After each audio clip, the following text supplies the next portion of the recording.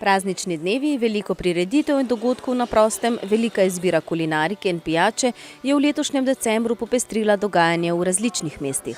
Decembrski program v Mariboru je bil odlično zastavljen, prežet z različnimi dogodki in številnimi koncerti, ki so se zvrstili na različnih prizoriščih. Z obiskom so zadovoljni tudi gostinski ponudniki. Ja, obisk je bil letos vsako leto boljši. Letos sicer nam je vreme malo nagajalo, ampak drugače pa se vsako leto stopnjuje obisk. Ne vem, letos smo prvič, tako da nimamo primerjave, ampak je bilo kar zadovoljivo. No? Ja, zadovoljni smo, ja. Dosti je odvisno od vremena, pa od dogodkov tu na trgu. Drugače pa imamo se fajn, ljudje radi pridejo, radi spijejo, kaj se podružijo, mi se imamo fajn z njimi.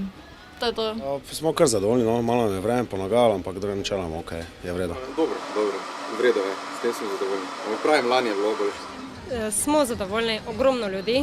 Super je, vmes nas je sicer malo vreme jezdilo, ko so bili močni koncerti, drugače pa je fenomenalno, tako da iz leta v leto boljše. Vsi tisti, ki so obiskovali različne dogodke v tem času, pa so po večini zadovoljni nad zastavljenim programom, ki se je odvijal v decembrskih dneh. Siddharta, pa Psihomodopop. In? Ja, v redu, zanimivo. Mislim, da kar štima vse skupaj, ja. Je kar, bo kar. Ja, sem spremljala, sicer nisem bila na nobenem dogodku, ker delam v Narodnem domu Maribor in mi imamo Vilinsko vesto in je bilo tam veliko dela s tem, ampak vsekakor, koliko sem spremljala, pa koliko so naši mladi sodelavci hodili, je bil res odličen program. Ne, nič. Nič ne hodi to je enostavno zebe. Vse je super, ne, imajo urejeno zdaj.